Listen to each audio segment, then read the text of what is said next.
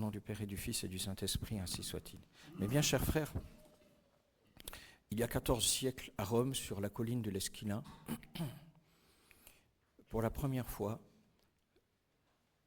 tout le peuple de Rome s'acheminait vers la même église qui domine la colonne de l'Esquilin pour assister à une messe ensemble, le clergé y compris.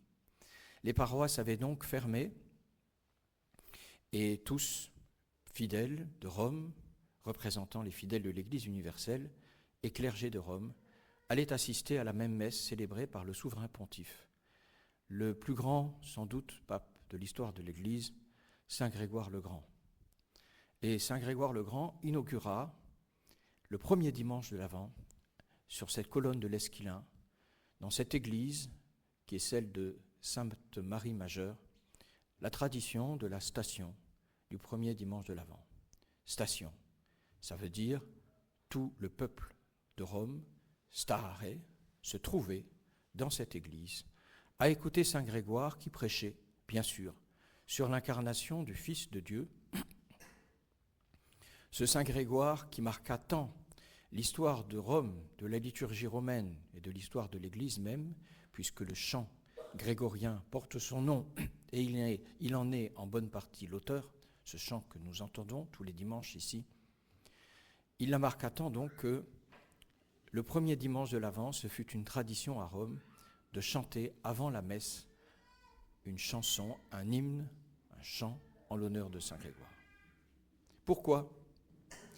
Pourquoi le premier pape appelé Saint Grégoire, le premier dimanche de l'Avent, le premier jour du cycle liturgique, se rendait dans la première église mariale de Rome. Et pourquoi demandait-il tout son peuple ? Pourquoi ce choix ? On a pu penser que c'était parce que Sainte Marie Majeure honorait la Sainte Vierge et que l'Avent est un temps marial par excellence. Et en effet, 2 siècles avant que Saint Grégoire, vers 593, ne prêche ainsi et ne fonde cette tradition de la station du premier dimanche de l'Avent à Sainte Marie Majeure, 2 siècles avant lui, une église s'était érigée là qui s'appelait Notre-Dame des Neiges. Notre-Dame des Neiges, ceux qui ont un missel et qui suivent les fêtes jour après jour ont remarqué qu'elle est fêtée le 5 août, car le 5 août, sur cette colonne de l'Esquilin, à l'endroit de l'actuelle basilique Sainte-Marie Majeure, Notre-Dame avait fait neiger. Neiger à Rome un 5 août. Neiger parce qu'elle demandait, dans un rêve à un puissant romain, qu'une église soit construite à cet endroit. Et cette église fut construite 2 siècles avant Saint Grégoire, en l'honneur de Notre-Dame, Notre-Dame des Neiges. Est-ce parce que le temps de l'Avent est un temps marial et que là, il y avait Notre-Dame des Neiges que Saint Grégoire avait choisi cela ? Non. Pourquoi alors ? Est-ce plus simplement en raison de Sainte Marie Majeure ? Puisque l'Avent est un temps marial, faut-il le répéter ? Cette église magnifique de Sainte Marie Majeure, cette basilique, l'une des 4 basiliques majeures de Rome, avec Saint-Pierre, avec Saint-Jean de Latran, avec Saint-Paul hors les murs, ces basiliques que les pèlerins de Rome aiment tant à visiter, est-ce parce que cette église est en l'honneur de Notre-Dame et que l'Avent est un temps marial ? Après tout, elle a été construite un siècle avant Saint Grégoire le Grand, juste après le concile de Nicée, pour honorer la maternité divine, Théotokos, Marie et Mère de Dieu.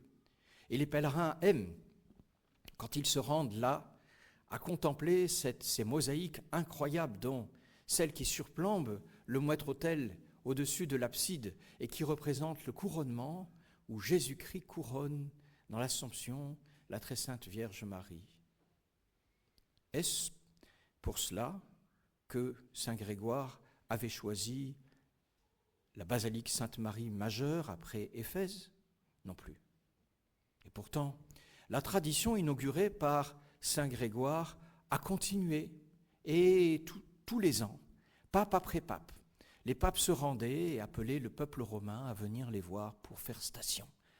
Le premier dimanche de l'Avent, le premier jour de l'année liturgique, dans cette immense église avec ses 146 mètres et ses colonnes de marbre incroyables qui aujourd'hui portent les structures supérieures. Il est vrai qu'une autre piste peut être explorée, c'est cette magnifique image de la Vierge qui est enchâssée à l'intérieur de Sainte Marie Majeure. Vous la connaissez tous. Marie Salus Populi Romani, le salut du peuple romain. Il y a une image dans Sainte Marie Majeure qui fait courir les pèlerins de Rome. Quand ils vont dans cette basilique majeure, ils vont tout de suite s'agenouiller devant l'icône byzantine représentant la Vierge avec l'enfant parce que, dit la tradition, elle a été peinte par Saint Luc. Saint Luc, s'il vous plaît, qui avait connu Notre-Dame.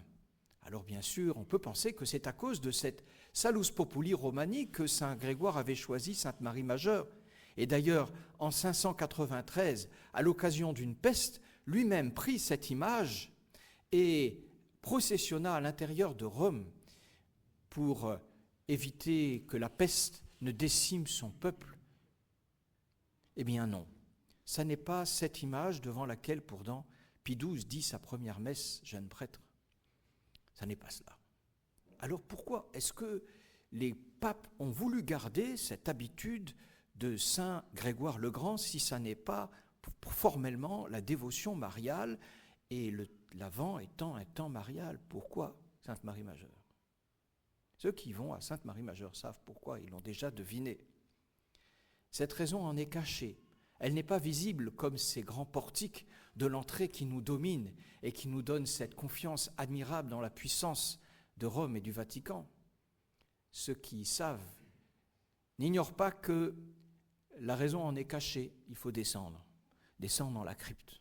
Et dans la crypte, on voit enchâsser quelque chose de très précieux que les pèlerins visitent dans une urne en argent. Et dans cette urne, dans laquelle on se recueille en ne voyant rien, trésor caché cette fois, non pas comme la Salus Populi Romani, non, trésor caché, contient des planches de la crèche de Jésus-Christ, des planches de bois de sycomore qui ont contenu le Fils de Dieu. Ça n'est donc pas formellement la Sainte Vierge, ni même la Sainte Vierge et Jésus-Christ pris ensemble, tels qu'ils sont représentés sur l'icône de Saint Luc. Non, c'est la nativité. C'est comme si Saint Grégoire disait à son peuple, et à travers tout son peuple, nous commençons l'année liturgique, et de même que ces colonnes de marbre, construites après lui, incroyablement belles, fortes, puissantes, alignées comme des étoiles, portent cette magnifique voûte, ces magnifiques plafonds en caisson, avec des mosaïques de toute beauté, des peintures magnifiques de Sainte Marie Majeure. De même, l'incarnation porte toute l'Église.